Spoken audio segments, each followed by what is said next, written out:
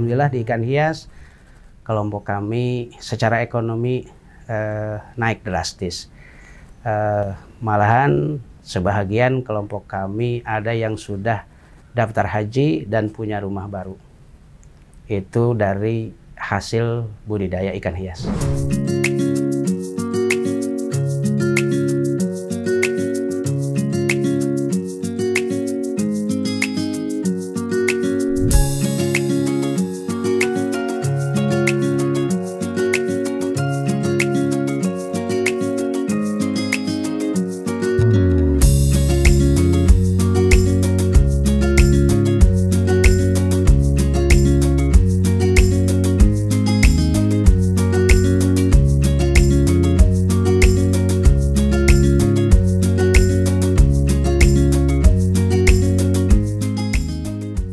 Saya Haji Lukman Hakim, kegiatan sehari-hari bertani ikan hias. Kebetulan saya jadi ketua kelompok tani Cibinong Mandiri. Kelompok Cibinong Mandiri beralamat di Kampung Babakan Kulon, RT 01, RW 01, Desa Babakan, Kecamatan Ciseeng, Kabupaten Bogor.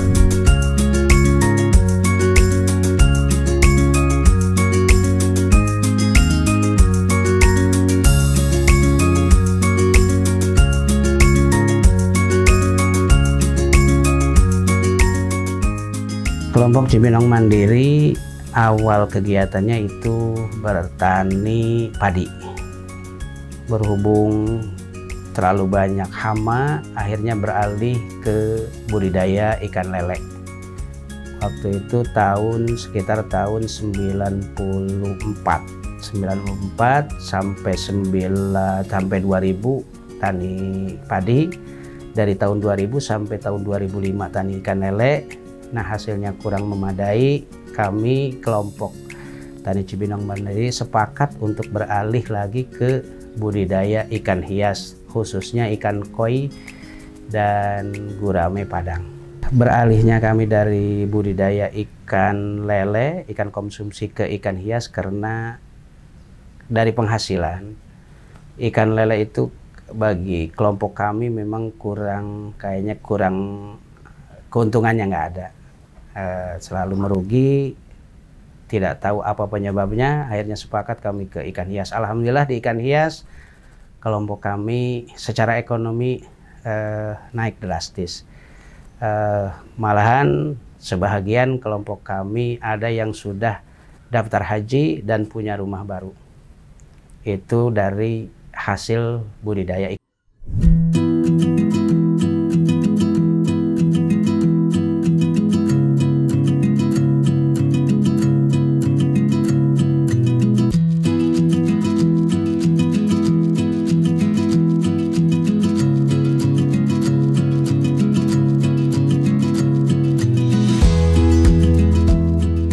Awal budidaya ikan lele itu dari tahun 2000 sampai 2007, sekitar 5 tahunan ya, 5 tahun lebih, dirasakan kurang menghasilkan secara ekonomi, dan kami sepakat di kelompok tani Cibinong Mandiri untuk budidaya ikan hias. Dan alhamdulillah di ikan hias lambat laun kami secara ekonomi kelompok kami ada peningkatan.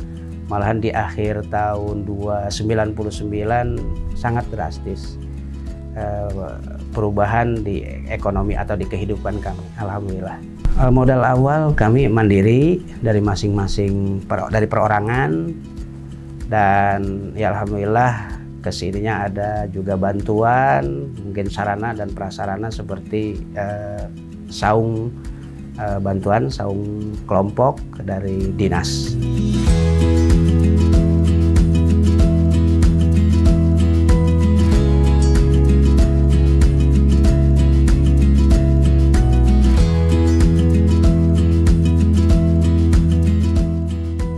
Sementara kami cara pemasaran melalui tengkulak dan belum ada jalan keluar untuk tidak melalui tengkulak.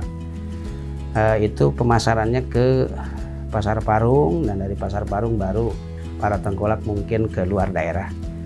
Dan harga per ekor yang siap untuk jual itu dari mulai harga 5.000 sampai 10.000. Keuntungannya di ikan hias, satu, cara budidayanya tidak terlalu berat di modal, tidak terlalu berat di operasional.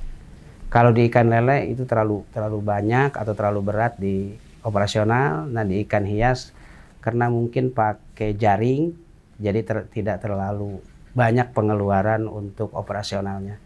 Nah, kedua, di ikan hias keuntungannya memang persentasenya satu kali nelorin itu 50-50 antara yang masuk kategori dan yang tidak masuk kategori. Tapi yang tidak masuk kategori juga dia laku untuk bisa dijual untuk pakan ikan yang predator. Nah, baru yang bagusnya yang masuk kategori kita pilih lagi, nah baru bisa dijual dengan, kalau sudah rapi surtilannya, baru kita bisa jual dengan harga yang lumayan tinggi.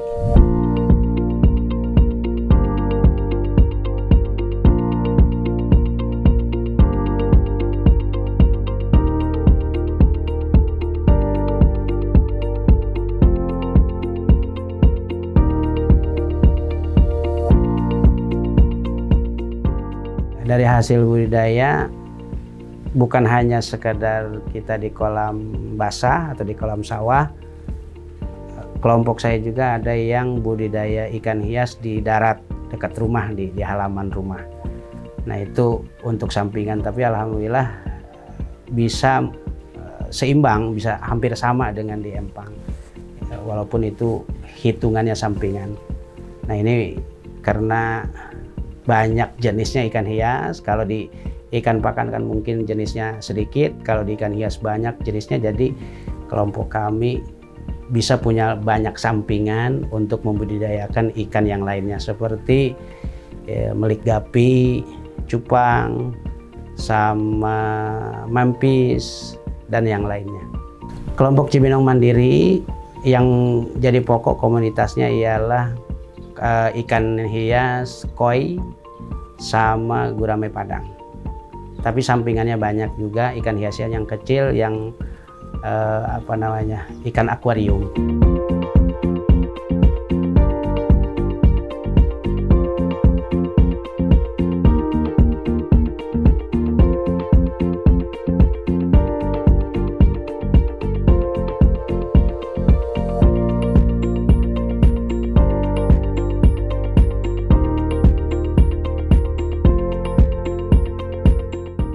Kalau di kelompok kami tidak memakai teknologi yang canggih atau obat-obatan, cara budidayanya hanya biasa aja, tidak memakai obat-obatan yang mungkin bisa menimbulkan warna yang bagus. Kami hanya alami aja, ikut alam aja supaya gimana baiknya atau gimana supaya timbul warna yang bagus.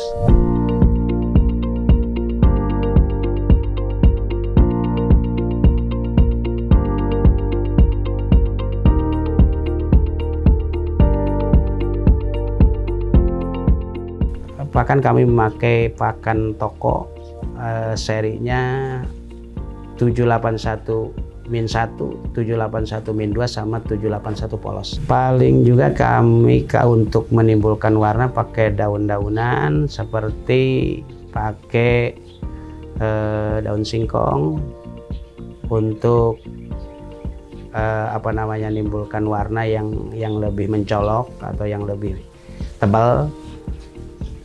Tapi kebanyakan hasilnya alami aja, tidak memakai apa-apa.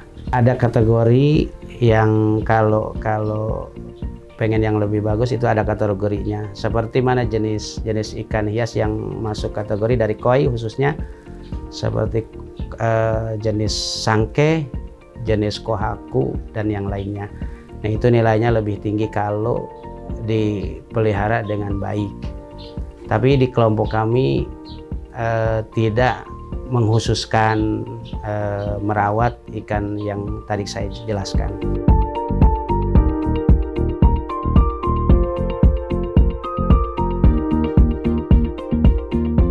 Kalau di sini sistemnya terusan, jadi mau jenis apa punya harganya sama, yang penting ukuran. Kalau di kami di sini di Babakan khususnya, yang penting ukurannya sama, adapun warna dan yang lainnya tidak dipermasalahkan.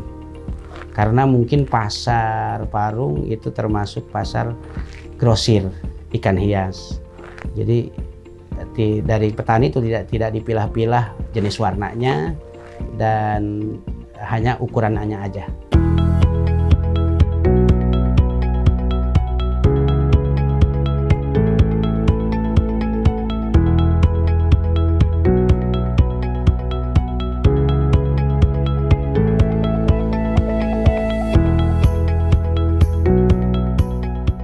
Awal belajar ikan hias saya di 2007,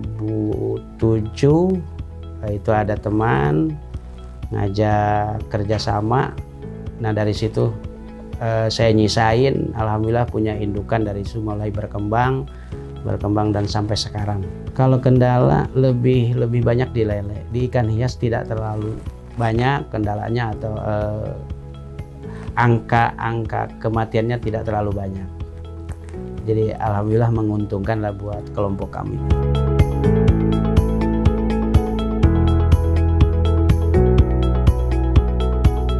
Kalau di ikan hias kendalanya hanya mungkin di yang masuk kategori terlalu sedikit, jadi 50%. Memang kelompok kami pengen kalau nelorin itu bisa nyampe 75-80% yang masuk kategori. Jadi jangan terlalu banyak yang polosnya. Mungkin hanya itu keluhan dari kami, dan dari UPP, dari dinas itu belum ada solusi. Di masa pandemi ini ya yang penting kita rajin dan tekun, insya Allah bisa hasil. Selalu dipelajari, diteliti, buat apa ya namanya, bikin warnanya lebih banyak lagi. Jadi apa nanti tidak di apa namanya, nelorin indukannya dicampur antara kohaku sama sangke atau yang sama jenis yang lainnya. Alhamdulillah banyak, diantaranya saung, terus ada juga pernah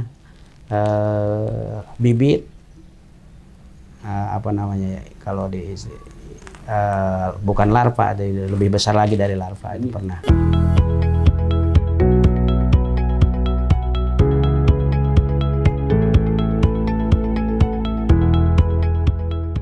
Dari dinas saya pernah dapat bantuan peralatan seperti mesin-mesin, dan pernah dapat juga benih termasuk saung yang kita dudukin.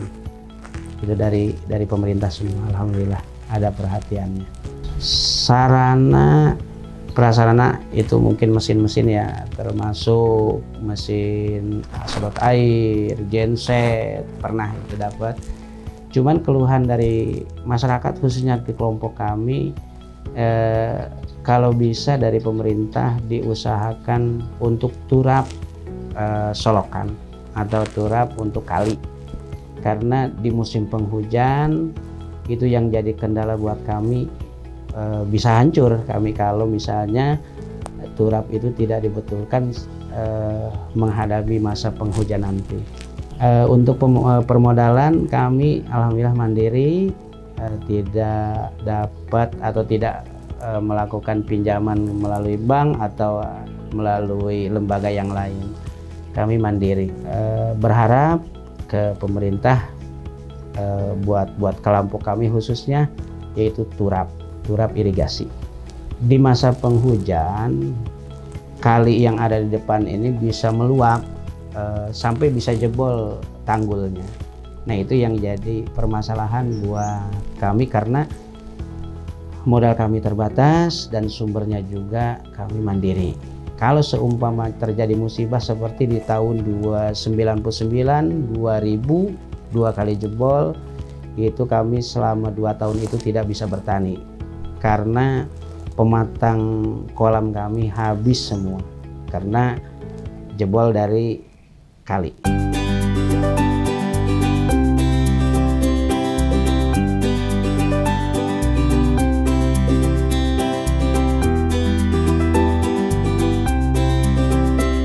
Untuk budidaya supaya bisa menghasilkan warna ikan yang bagus itu dari mulai kita pemijahan. Satu, indukannya harus disilang antara ikan jenis koi sangke sama koi kohaku. Kalau disamain, misalnya betinanya kohaku, jantannya kohaku juga, atau sebaliknya jantannya sangkeh, betinanya sangkeh, nanti hasilnya yang kurang bagus. Jadi harus disilang. Kalau di kelompok kami seperti itu, kalau mau menghasilkan anakan yang kualitas warnanya lebih bagus atau lebih bervariasi, nanti di anakannya bisa menghasilkan beberapa jenis koi warna seperti kohaku, sangke, beko, dan lain sebagainya.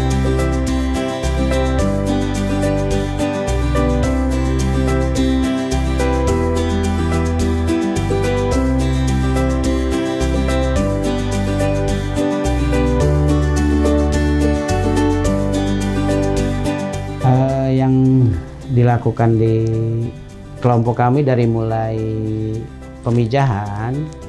Nah, setelah pemijahan telur keluar itu selama dipisah antara indukan dengan telur selama 4 hari, baru penetasan. Dari penetasan tidak langsung dikasih pakan, nanti dikasih pakan setelah 3 hari menetas, baru dikasih pakan kutu air. Nah, setelah dikasih kutu air selama 10 hari baru dimasukkan ke kolam basah atau ke kolam sawah. Di kolam sawah selama di kolam pendederan selama 1 bulan, baru disortir, dipisah antara ikan yang koi yang masuk kategori dengan koi yang tidak masuk kategori, atau istilah kami dipisah antara bahro dengan ikan yang masuk kategori. Nah, dari situ dimasukkan lagi ke empang, setelah sortir masukkan ke empang selama 2 bulan. Jadi jumlah dari mulai pemijahan sampai ke panen itu sekitar 3 bulan sampai 3 bulan setengah. Nah, baru kami bisa panen. Ketika empang atau kolam kami lebih banyak, nah jatuhnya tidak 3 bulan tapi per 1 bulan atau kurang dari 1 bulan. Modal kami mungkin cuman 1 tenaga dengan pakan aja. Pakan dari mulai ikan masuk ke kolam empang sampai ke panen itu 3 bulan, pakan per 1.000 ikan dia 30 kg pakan. Berarti tinggal mengalihkan kalau misalnya jumlah empang kami maksimal per 1 empang itu 1.500 berarti sekitar sampai ke panen itu satu bal setengah atau sekitar 50 kiloan.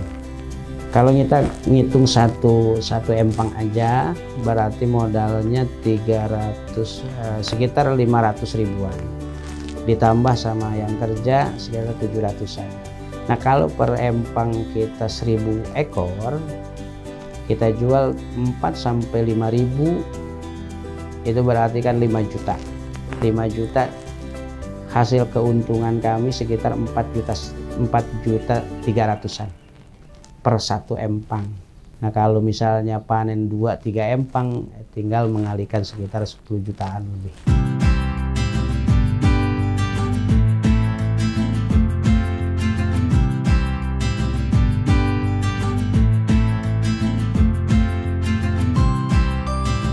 Nah, selain koi kami juga membudidayakan gurame padang. Namun dari gurame padang di kelompok kami belum ada indukan. Kami jadi masih beli telur bulat. Per butirnya telur bulat gurame Padang itu sekitar 300 sampai 350, tergantung musimnya. Kalau musim bertelur atau musim banyak itu paling 200, kalau musim agak langka 2,5 sampai 300 rupiah per butir. Jadi kami masukin ke kolam selama 1 bulan sampai ukuran gurame Padang itu ukuran nguku.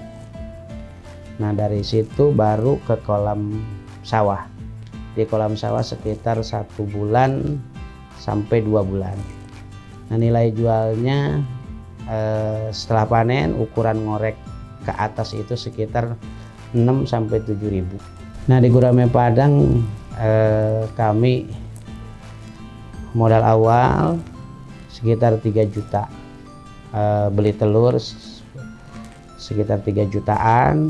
Nah bisa menghasilkan nanti setelah panen bisa sampai 15 sampai 20 jutaan.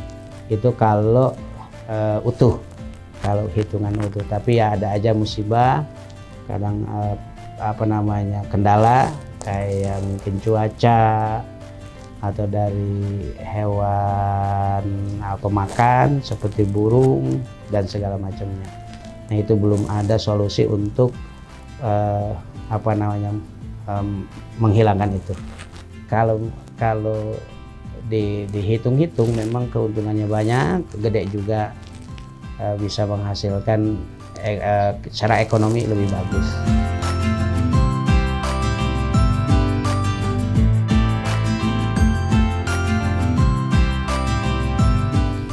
Di kelompok kami di masa pandemi, alhamdulillah di budidaya ikan hias tidak mengalami penurunan, malahan ada kenaikan di masa pandemi ini. Sampai 1 tahun kemarin, dari mulai pandemi sampai sekarang selama 1 tahun ini, alhamdulillah harga ikan hias naik sampai 100%.